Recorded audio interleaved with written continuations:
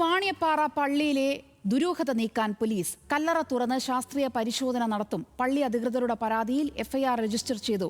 അന്വേഷണത്തിൽ തൃപ്തിയെന്ന് പള്ളി വികാരി വ്യക്തമാക്കി. വിലങ്ങാട് സ്വദേശി സിജോയുടെ തിരോധാനവും കല്ലറയിലെ ദുരൂഹതയും അന്വേഷിക്കണമെന്ന പരാതിയിൽ സ്റ്റേറ്റ് സ്പെഷ്യൽ ബ്രാഞ്ചും നടപടികൾ ആരംഭിച്ചു.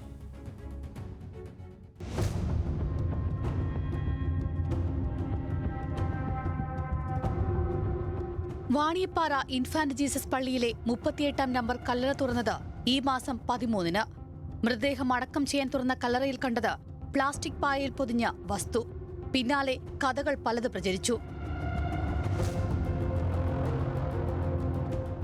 ദുരൂഹത നീക്കണമെന്ന് പള്ളി വികാരി ഉൾപ്പെടെ ആവശ്യപ്പെട്ടു.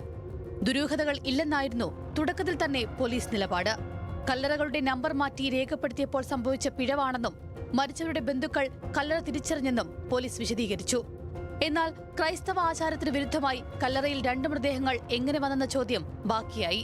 പ്ലാസ്റ്റിക് പായ കല്ലറയിൽ വന്നതെങ്ങനെയെന്നതും ദുരൂഹത വർദ്ധിപ്പിച്ചു.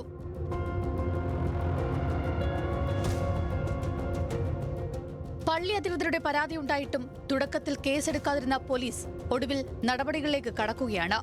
ആദ്യ നടപടിയായ എഫ്ഐആർ രജിസ്റ്റർ ചെയ്യലിനു ശേഷം ആർഡിഒയുടെ അനുമതിയോടെ കല്ലറ തുറക്കും.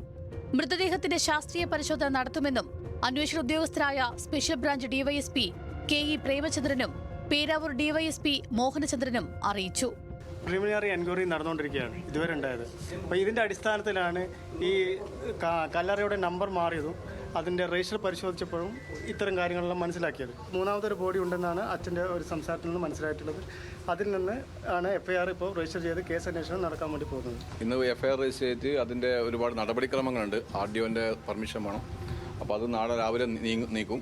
അപ്പോൾ പെർമിഷൻ കിട്ടിയ ഒരു നെക്സ്റ്റ് മൂമെന്റ് തന്നെ നമ്മളെ ഈ പറയുന്ന ഓപ്പൺ ചെയ്ത് പരിശോധന തുടങ്ങും. പള്ളി അധികാരികൾ, ജനപ്രതിനിധികൾ, നാട്ടുകാർ എന്നിവരുമായി പോലീസ് കൂടിക്കാഴ്ച നടത്തിയ ശേഷമാണ് നിർണായക തീരുമാനം. പോലീസ് പള്ളിയുടെ ആവശ്യങ്ങൾ അംഗീകരിച്ചുവെന്ന് പള്ളി വികാരി ജിൽബർട്ട് കൊന്നയിൽ പറഞ്ഞു. മൂന്നാമതൊരു മൃതദേഹം കല്ലറയിലുണ്ടെന്ന സംശയവും വികാരി പോലീസിനെ അറിയിച്ചു. കല്ലറ തുറന്ന് പരിശോധിക്കണമെന്ന കാര്യത്തിൽ കൃത്യമായ ക്ലാരിറ്റി വന്നു. അതായത് എഫ്ഐആർ ഇട്ടു, ഞങ്ങൾക്ക് അതിനകത്ത് മൂന്നാമതൊരാളുടെ ശരീരം ഉണ്ട് എന്നുള്ള സംശയം വന്നു. ആ സംശയം തീർച്ചയായിട്ടും കല്ലറ തുറന്ന് അത് DNA ടെസ്റ്റ്, സയന്റിഫിക് ആയിട്ടുള്ള ടെസ്റ്റുകൾ നടത്തി ആ സംശയം ദൂരീകരിക്കുമെന്ന് പോലീസ് കൃത്യമായിട്ട് ഞങ്ങളോട് പറഞ്ഞിട്ടുണ്ട്. We are very happy with that. ആർടിഒയുടെ ഉത്തരവ് ലഭിക്കുന്നതനുസരിച്ച് എത്രയും പെട്ടെന്ന് നടപടിക്രമങ്ങൾ പൂർത്തിയാക്കാനാണ് പോലീസിന്റെ തീരുമാനം.